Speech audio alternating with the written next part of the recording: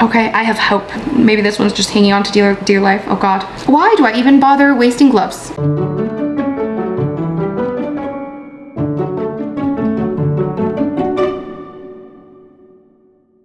Hi guys, it's Rose and welcome back to Cheap Lazy Vegan and another recipe video. Today I want to do another Korean inspired recipe. So the other day I made this for a potluck I was hosting, and it's basically a dish inspired by a Korean dish called Tteokgalbi. Tteok is rice cake. I love how I always like dissect the Korean words. Tteok is rice cake. Galbi is like ribs. I don't understand the name of this dish, but either way, from what I can see, it's kind of like minced meat that has been like put into a patty. It almost looks like a little burger patty. I don't actually know if that is the right definition. I don't actually even remember eating this, so I don't think I've ever actually had this.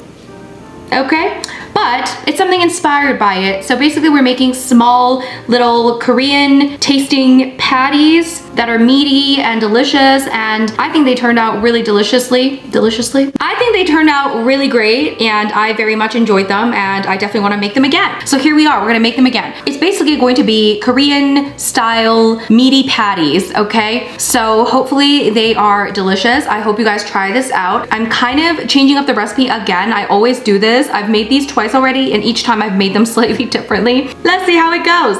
All right, let's get started. So we have here some soy curls. If you guys don't know, soy curls are basically dehydrated pieces of soy meat. I believe it is simply just soy. That's all there is. Soybeans that have been processed into a dehydrated meaty thing. And all you have to do is just add some water, and it's gonna soften these, and then you make these into whatever you want. You can use them as any sort of meat replacement. I love them so much. And what I found was that we actually use soy curls at my vegan cafe. We found that at the end of each like box, there's always like little crumbles left over, and I've always been like, what do I do with these crumbles? And now I know what to do with the crumbles. Okay, we're gonna make this recipe. So I actually take the crumbles at the end. So I would recommend getting the soy curl crumbles if you want to just make this at home. And maybe you can try this with TVP as well. I feel like it would work, like textured vegetable protein. I don't know, okay? Don't quote me, just try it out. Let me know if it works, okay? We're gonna add some water, okay? So I like to soak these in hot water. It just makes it faster. You basically have to soak them in water for about 10 minutes, and then it'll just soften up, and then you just drain the water, and then it basically just kind of takes in whatever flavor you add into it. I just let this soak for, 5-10 minutes, set it aside, and now we can mix together the sauce. So as I mentioned, I made this before, but each time I made it differently. So this is the third time. Hopefully it works. So first, we're gonna make a binder. We have here some ground flax seeds, some water. We're gonna add these two together, and that's gonna make a flax egg. So we're just gonna mix this, and then it's gonna kind of become more like gel-like, and it's gonna help us bind things together, okay? So we're gonna set this aside, let it gelify. What's the word? I don't know. Now we make the sauce. For the sauce, my friends, we have a few ingredients, okay? We have here some soy sauce. Add that in. As always, guys, all the written ingredients, the recipe will be in a blog post, link down below, so make sure you check that out. But here we have some soy sauce. We're also going to add in some sugar and some ground ginger. If you have fresh ginger, great, I never do. So I'm adding in ground ginger. Woo!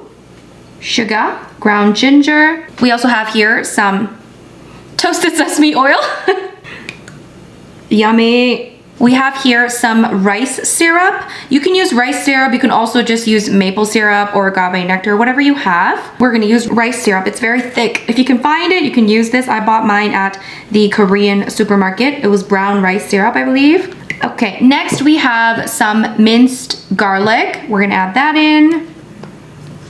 And we also have some mirin. Mirin is a sweet cooking wine. If you don't have this, you could probably just omit it, but we're gonna add it. Mirin. And the last thing we're gonna add is some applesauce. This is unsweetened applesauce. Let's add that in. We're basically kind of making like a bulgogi sauce, which is like a Korean like barbecue sauce. It's kind of like that. So we're just gonna mix that. That's gonna be our marinade, my friends. Fantastic. So now let's check up on our soy curls. You see, my friends, you see? they've already softened. If you use boiled water or boiling water, it actually softens really quickly. So what I'm gonna do is I'm just gonna drain the water and I'm gonna squeeze some of the water out. It doesn't have to be like fully squeezed out, but I do like to squeeze some of the water out. So let's go do that.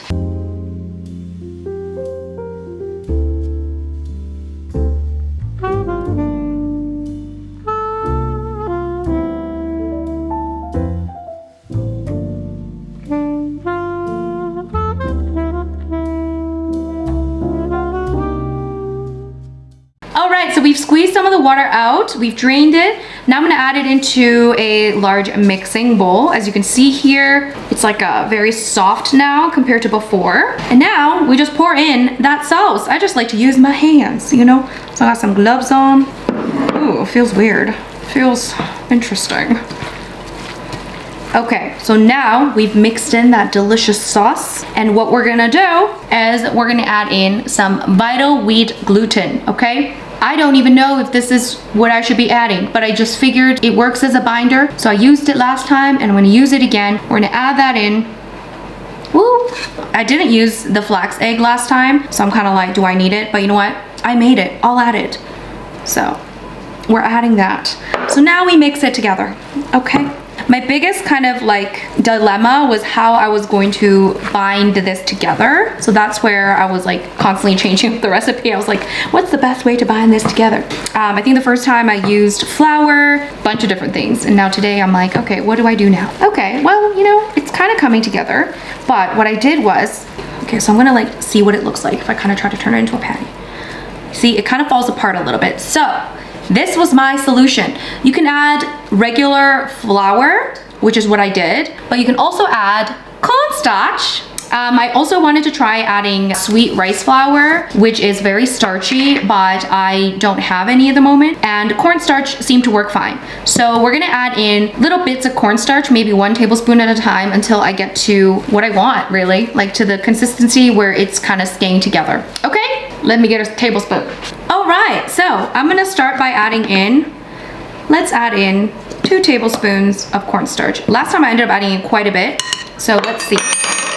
And the thing is, we're gonna stick this in the oven, and in the oven it does firm up more. So I find that it doesn't have to be like fully not breaking, if that makes sense, while we're working with this right now, as long as it doesn't break in the oven. So we're adding in 2 more tablespoons of cornstarch. Are we getting there? Are we getting there? Okay, we're getting closer, guys. We're getting warmer. 2 more. So far we have 6 tablespoons. Okay, I feel like, are we there? Will you stay together? You know what? Just to be safe, we're gonna add in another 2 tablespoons, and I think that should be good. So a total of 8 tablespoons of cornstarch.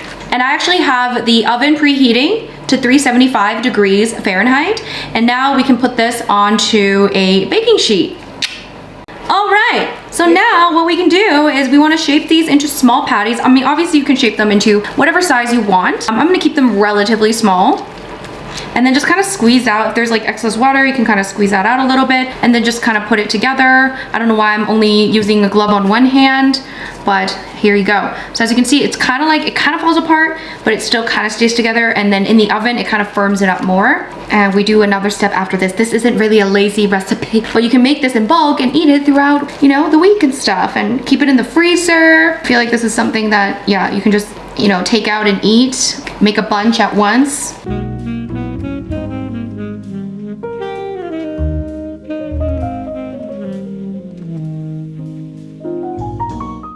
Guys, so here are the patties, okay? I'm hoping they stay together. Some of them look like they're hanging on for dear life. Now, if you want to make sure they stay together, you could add in some more cornstarch or some more flour. I think they'll be okay. Okay, I have hope. Maybe this one's just hanging on to dear life. Oh God. Why do I even bother wasting gloves? Stay for me. Anyway, we're gonna throw this in the oven and we'll be right back.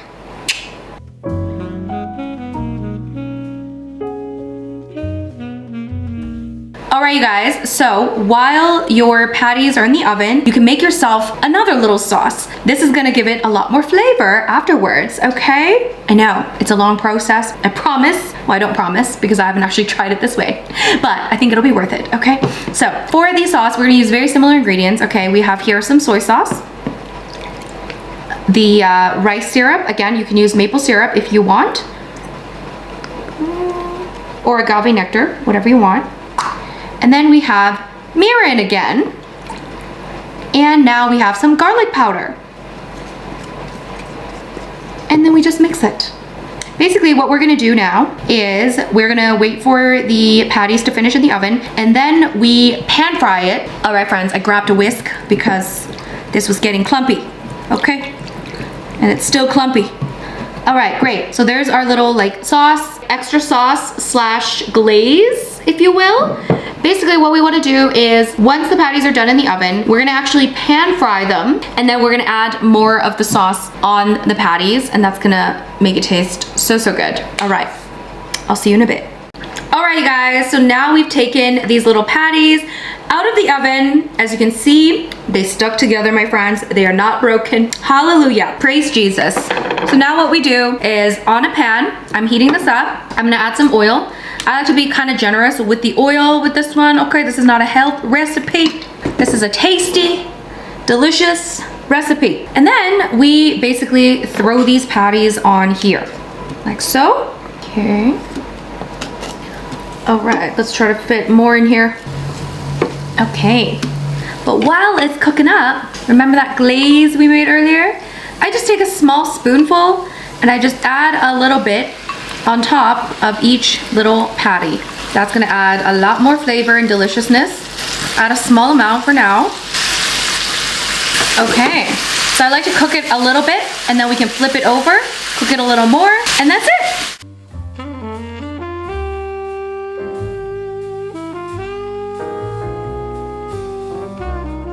All right, guys, I'm just cooking up the last little batch here. So a few things to note. After you pour in the sauce, it does like to burn quite fast because of the caramelization, you know? So just be aware of that.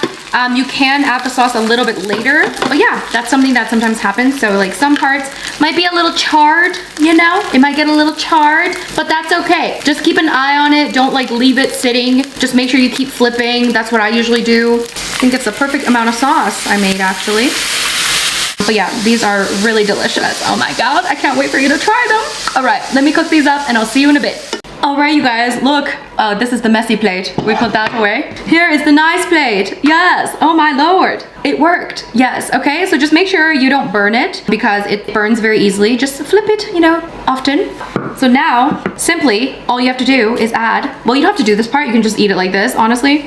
For presentation purposes, of course, we have to add sesame seeds, Korean food would never be complete without sesame seeds. So feel free to add as much as you want. And we're also gonna add some green onion. Oof. Again, this is optional. When I served it, I didn't add it, but of course it adds a nice pop of color. And there you have it. There's my vegan version of Tteokgalbi, or we can just call it Korean barbecue patties, whatever we wanna call it, I'll decide later. They just look absolutely gorgeous. Now it is time to try.